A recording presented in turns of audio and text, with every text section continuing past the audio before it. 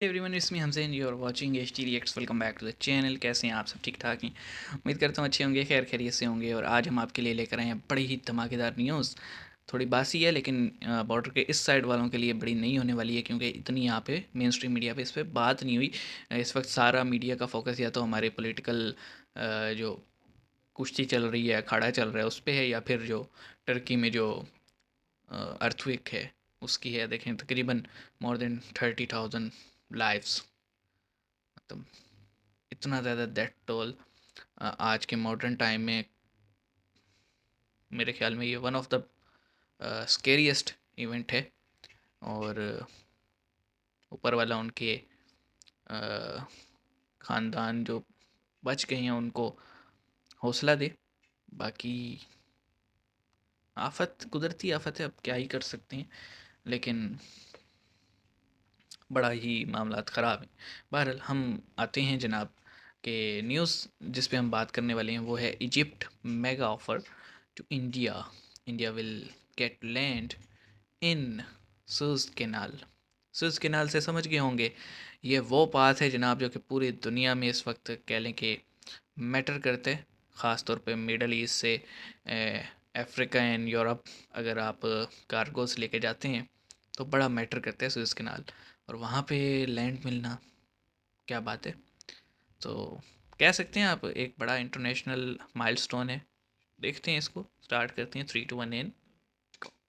नमस्कार दोस्तों अब इजिप्ट भारत को स्विस कैनाल में एक ज़मीन देने की बात कर रहा है, जहां भारत अपना खुद का ऑफिसेस और अन्य चीज़ें खोल सकता है। आप सब सही। जानते होंगे स्विस कैनाल जो दुनिया की सबसे बड़ी ट्रेड ट्रांजिट, और इस बार जब इजिप्ट के प्रेसिडेंट भारत आए थे तब हमारे प्रधानमंत्री मोदी जी ने कहा था कि भारत और इजिप्ट की स्ट्रेटेजिक पार्टनरशिप हो चुकी है, जहां बिल्कुल। भारत इजिप्ट को इंडियन मेड वेपन्स और अनाज प्रोवाइड करेगा।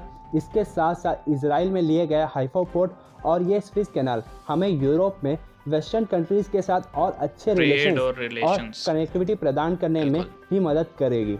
तो चलिए दोस्तों, इसी पर पाकिस्तानी मीडिया का रिएक्शन देखते अच्छा, हैं। पाकिस्तान तो में की है सर किसी ने आज बात? हम बात करेंगे इजिप्ट और इंडिया की प्राइवेट और उनके यूट्यूब रिलेशंस पे। की, और साथ साथ ये कि ट्रेड के ऊपर भी बात की जा रही है, टेररिज्म पे भी काम होगा, और कई तरह की चीजें जो हैं वो बिल्कुल। इजिप्ट और इंडिया आपस में शेयर कर रहे हैं। इंडिया और इजिप्ट आरजू का की हैं इस शायद, साल हाँ। खासतौर से यूक्रेन की जंग की वजह से ट्रेड काफी बढ़ गया है। इंडिया बिल्कुल। India had band exports of wheat, लेकिन इजिप्ट के लिए उन्होंने एग्जेम्पशन दिया।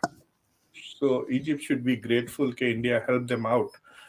ये जो फूड इनसिक्योरिटी बढ़ रही थी इजिप्ट में भी, तो India exported wheat to Egypt. तकरीबन 7-7.5 बिलियन डॉलर का एनुअल एड है, और कोई बैलेंस है दोनों तरफ से, 3.5 बिलियन डॉलर्स।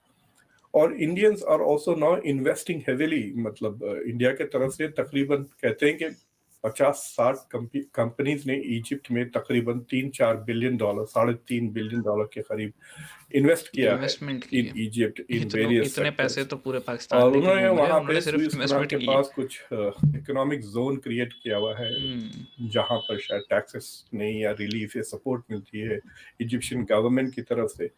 तो सही। वहां पर जो है सो Indian companies are being invited.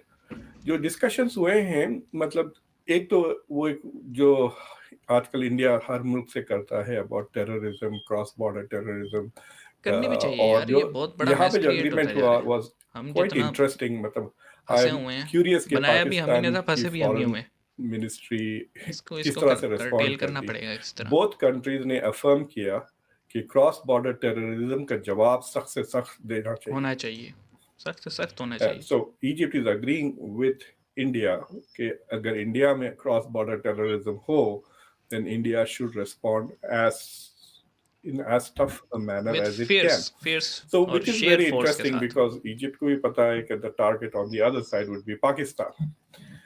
So it is an indication of Pakistan की रिलेशनशिप इजिप्ट की क्या है, इस स्टेटमेंट से थोड़ी बहुत जाहिर हो जाती है कि देखें जाहिर तो हो गया ना। देखें पाकिस्तान ने आज तक ख़ास तौर पे 21st सेंचुरी जब से स्टार्ट हुई है, मॉडर्न वर्ल्ड को या मॉडर्न कंट्रीज़ को, या फिर हम ये सिर्फ यही कह लें कि ओआईसी के जो मेंबर्स हैं, उनको दिया ही क्या है। हमने कुछ भी नहीं दिया सिवाय उन कंट्रीज़ में जो मैस क्रिएट हुआ है यहाँ के जिहादियत और जिहादी बने को देख के, मतलब वो लोग इंस्पायर हो गए हैं। वहाँ पे जो छोटे छोटे ग्रुप्स थे जो कि गवर्नमेंट को अपोज करते थे या स्टेट पॉलिसीज़ को अपोज करते थे, वो इंस्पिरेशन लेते हैं पाकिस्तान के मॉडल से। तो सिवाय हमने मतलब उनके मसाइल में इजाफा करने के और कुछ भी नहीं किया। और फिर सबसे बड़ी बात यह है कि यहाँ से जो मैन फोर्स जाती है वो वहाँ पे बड़े प्रॉब्लम क्रिएट करती है, क्योंकि इतने ज़्यादा एजुकेटेड तो होते नहीं है जो यहाँ से अनस्किल्ड लेबर जाती है। इवन के स्किल्ड लेबर भी जो जाती है वो इतनी ज़्यादा एजुकेटेड नहीं होती, उनको एटिकेट्स नहीं होते। और फिर जो वहाँ पे मैस क्रिएट होता है, मतलब ठरकपना इनका नहीं रुक रहा होता। बाहर के ममालिक में ऐसे नहीं होता कि राह चलती लड़कियों को घूर घूर के देखना है। हमारे यहाँ ये बड़ी कॉमन सी बात है और इस पे इतना ज़्यादा ना तरबियत की जाती है, ना कोई टोकता है ना रोकता है। तो वहाँ उस चीज़ को बुरा माना जाता है। तो फिर इसके अलावा चोरी चकारी एंड एवरीथिंग एल्स जो देखते हैं, फिर फेक डॉक्यूमेंट्स, तो ना सिर्फ ये हमारा टेररिज्म, इसके अलावा भी बहुत सारे ऐसे मसले हैं जिनकी वजह से वो हमसे तंग हैं। सबसे बड़ा मसला तो ये है कि हमारे तीसरे मुल्क से पैसे मांग रहे होते हैं और इन रिटर्न उन्हें क्या मिलता है? कुछ भी नहीं। बल्कि उन्हें इंटरनेशनली टैग मिल जाता है कि हम एक ऐसी कंट्री की हेल्प कर रहे हैं जहाँ के हुक्मरान पैसे खा जाते हैं और फिर टेररिज्म प्रमोट होते हैं। तो इजिप्ट का अब आप देख लें ना, जो ग्लोबल बनता जा रहा है। हम वैसे तो हमारे यहाँ लोग हर वक्त करते रहते हैं मुसलमान भाई मुसलमान भाई। देखिए आज के दौर में आप सिर्फ रिलीजन की बेस पे किसी को भाई नहीं बना सकते। आप देखेंगे अ, उसको मैनर्स कितने हैं, स्ट्रॉन्ग कितना है। आजकल इस बहुत सारी चीज़ें देखी जाती हैं।